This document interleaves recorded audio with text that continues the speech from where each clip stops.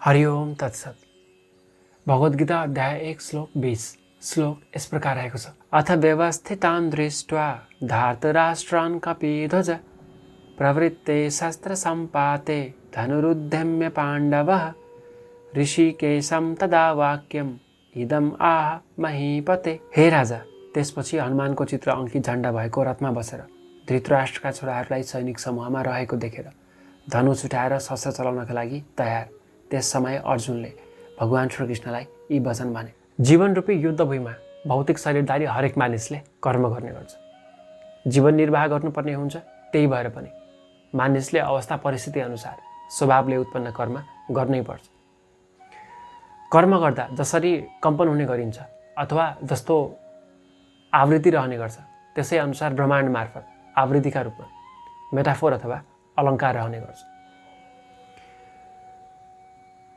Metaphor अथवा अलङ्कार यानि कपिध्वज जस्तै साङ्केतिक भाषा जुन शब्द चिन्ह आदिका रूपमा रहने गर्छ।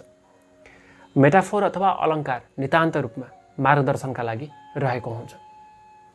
यसरी अलङ्कार मार्फत कर्मको प्रकृति अनुसार कर्म गर्दा कस्तो स्वभावमा कर्म गर्ने, कर्म गर्दा कर्मले कस्तो प्रभाव पार्नेछ, कर्म सही ढङ्गले सम्पन्न हुँदैछ या छैन भन्ने कुरा कर्म गर्नुभन्दा पहिले, कर्म गर्दै गर्दा या फेरि कर्म सम्पन्न भइसकेको अवस्थामा जान्न बुझ्न सकिन्छ। तर एउटा कुरा के हुन्छ भने कर्म गर्दा कर्मको प्रकृति अनुसार विघ्न बाधा जटिलता पनि रहने गर्छ। कर्म गर्दा जुन रूपमा विघ्न बाधा जटिलता रहने गर्छ, त्यसले गर्दा भौतिक शरीरधारी हरेक मानिसले कार्य सम्पादनलाई लिएर अनेक प्रकारले सोच्न थाल्छ, अनेक प्रकारले वचन मान्ने गर्छ।